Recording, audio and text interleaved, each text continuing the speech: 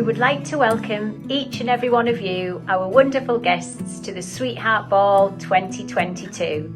Thank you so much for coming tonight and supporting us. After 2 years away, we're delighted to be back here at the Grand Hotel in Gloucester, raising awareness of Batten Disease and also raising funds for a very worthy cause, the Great North Children's Hospital in Newcastle. We will share more on that in just a moment, but first we would like to share a little bit about our family and our journey with Batten disease. For those who have never heard of Batten disease, you're not alone. It is the most devastating condition but is widely unheard of, which is why we feel so passionately about raising awareness of this disease. Batten disease is an ultra-rare neurodegenerative condition which affects the brain and nervous system. There are 13 different variants of the condition, and the type that Nicole and Jessica have is the CLN2 variant. Both myself and Matthew each have a mutation on the same gene, the CLN2 gene. But because we each have one healthy copy and one mutated copy, we are both unaffected carriers. Our children all had a 1 in 4 chance of inheriting both of our mutated copies, which would lead to them being affected by Batten disease. And unfortunately, that is what happened with Nicole and Jessica, and that is why they have Batten disease. Louis has just been lucky and is unaffected. Children with CLN2 are born seemingly healthy and develop normally until the age of around 2 to 3 years old. It is around this time when you will notice regression in their skills and abilities. They will suddenly find it difficult to perform the simplest of tasks that they have always been able to carry out perfectly before. They may start having unprovoked seizures, they will begin to lose their speech, they will become unsteady on their feet, and they may struggle to see things, as CLN2 also leads to vision loss over time. This regression in cognitive, motor and visual function is caused by a buildup of toxins and waste in the brain due to the lack of a very important enzyme called TPP1. The job of TPP1 is to clear the waste and toxins in the brain to ensure it can function properly. But because children with CLN2 don't produce TPP1, there is a buildup of waste matter, and over time it leads to the damaging of the cells in the brain and the eyes, which is when the symptoms begin to appear. This is what we saw happening to Nicole, but we had no idea what was causing it. Our little Coley used to be a daredevil, running, climbing and causing mischief, just like Jessica does now. But she has lost so many of her abilities and has complex health needs, she is now fully dependent on myself and Matthew for every aspect of her daily life. However, nothing will ever take away her sparkle, her bright-eyed smiles and her superhuman strength. Nicole has always been non-verbal and has found her own special way of communicating beautifully with her gorgeous sounds and smiles. And she used to have the wickedest laugh you could ever imagine. She's always been a little enigma, not following the rule book, and is definitely following her own path. On paper, Nicole should be blind by now, but she is amazing everyone. And one of the country's leading ophthalmology consultants in Great Ormond Street said he can't explain it, but there is something inside Nicole that is protecting her vision. And we believe that is because she is a little miracle. Both Nicole and Jessica are on treatment, which we will explain more in just a moment. And because Nicole is on treatment, it has significantly slowed down the progression of the disease, which means she is able to attend full-time school and has the most wonderful friends and teachers there. She follows a sensory and therapeutic curriculum at Hadrian School, which is amazing, and each day is filled with lots of exciting activities and lots of love and care. Nicole has access to a wide range of therapies, including hydrotherapy, reband therapy and sensory massages. But one of her favourite things to do is snuggle up on the sofa with all of us at home and watch a Disney film. Nicole was 4.5 years old when she was diagnosed, and she started treatment when she was nearly 5. In comparison to Jessica, who was diagnosed at only 15 months old, and she started treatment when she was just 21 months. Because of this, you would never know Jessica had the condition. Jessica attends mainstream school, she's riding a bike, writing her name, she's learning phonics, she's passing ballet exams, and she is funny, mischievous and the most lovable little girl. The reason Jessica is doing so well and is not showing the same symptoms as Nicole is because she was diagnosed so young and had access to treatment so young. You could say that Nicole has given her little sister the best chance, as without Nicole's diagnosis, we would never have known about Jessica. As there are over 6,000 known rare diseases, it is very hard to diagnose a child who is showing only one or two of those symptoms, but we are hoping to move forward with an early diagnosis project aimed at educating healthcare professionals to be more aware of the symptoms of CLN2 Batten disease now that there is a treatment. Both Nicole and Jessica have seizures, which are controlled separately by epilepsy medicines, but they are both amazing and take that in their stride. We are so thankful that both Nicole and Jessica receive treatment which is keeping them alive and healthy. Without it, it would be a very different story. Before the girls started treatment, they had surgery to insert a device into their brain, which is how the drug, called Brineura, is administered. It is through this device that they receive a fortnightly 4-hour brain infusion. The treatment's official name is enzyme replacement therapy.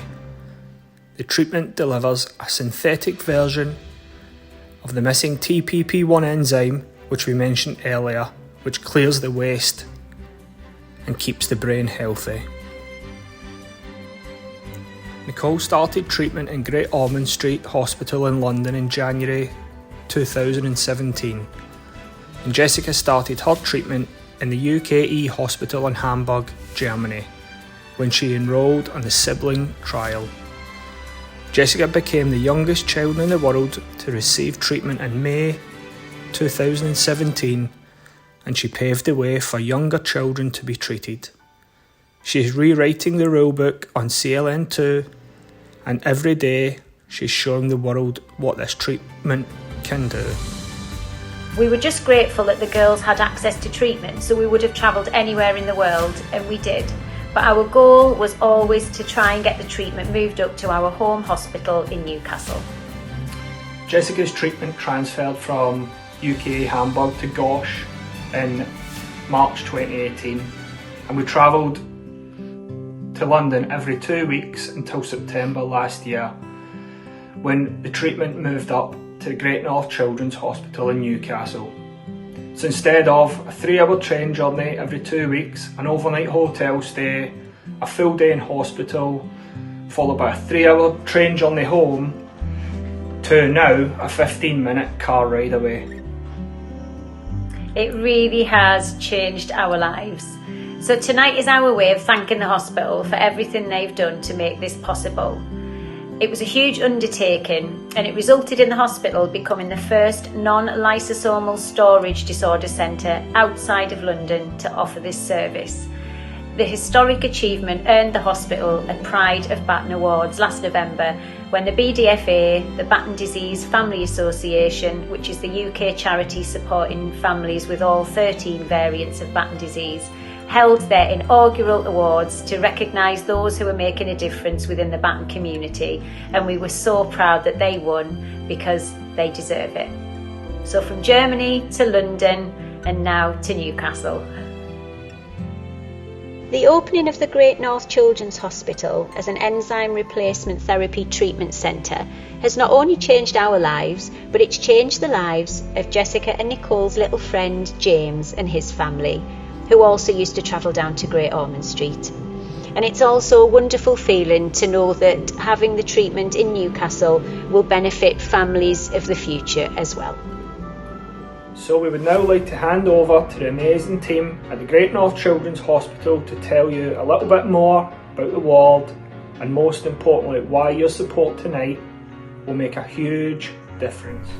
Hi, I'm Mark Anderson and I am a consultant paediatrician and clinical director of the Great North Children's Hospital. I also oversee the metabolic service for children here. When Matt and Gail approached us about delivering therapy for Batten disease here, we were nervous to say the least. This was a new treatment and a new way of doing things for us. But when we heard about the disruption travelling to London once a fortnight, a night in a hotel, leaving one of their children behind that frequently, we were determined to do everything we could to help out. But it is a testament to Matt and Gail's tenacity and drive that we were able to do it. There have been humps over the way, but it's been great to finally achieve this. We've been the first centre outside of London to be able to do it, which is really great and a real good news story for the North East. We hope to be able to do more in future for both this patient group and others who need novel therapies. Hi, my name's Jill. I'm a metabolic specialist nurse and I work alongside Dr. Anderson and my colleague Leslie. My role was started to help the children with Batten disease and help to develop the service to get them from London to have the treatment up here to Newcastle, and I absolutely agree with everything Dr. Anderson said about the patient journey. To help get this service up and running here in Newcastle, many teams within children's services were really helpful. To name but a few, pharmacy were great behind the scenes in getting the medication to the ward safely. Ward 2B have been amazing. Every member of staff have been fantastic. They want to learn about the children, the conditions and how best to help them when they're on the ward, and that really comes across when the patients are here because they look settled and happy when they're having their infusions. But really, the main people within this are our inspirational patients. Each and every one of our children with Batten disease amaze me every day of how well they do. I'd like to say a huge thank you to each and every one of you for attending tonight. And last but not least, I do need to mention our inspirational children and the families who amaze me every time. Hello, I'm Laura. I'm the sister on Ward 2B at the Great North Children's Hospital. Ward 2B is the paediatric medical day unit. Often the children who come through our unit have to have distressing and painful procedures. Sensory distraction is a really useful tool in helping children through that and to enable them to have a more positive experience of coming into hospital. In particular, we are lacking in sensory equipment for young babies and children with complex needs. We are so grateful to the Rich family and to the Great North Children's Hospital Foundation for their support in helping us to improve experiences for our children through the fundraising for some sensory equipment. Thank you so much. So now you know why raising awareness is so important to us. And thank you to the hospital team for sharing why your fundraising tonight is so important to be able to purchase new sensory equipment and distraction toys for the ward. Before we go, there is one very special person we would like to acknowledge tonight, and that is our amazing son, Louis. Louis is 1 in a million. He is an incredible help to us, and we know he is a hero to his little sisters. The girls adore their big brother and love him with all their hearts, just as we do. Louis' life has changed and he has had to adapt as every super sibling does. There are lots of challenges we face on a daily basis, but we face them together as a family. And we just wanted to say how much we love you, Louis. We love you more than words can say, darling. And now, all that is left to say is a huge thank you for your support tonight.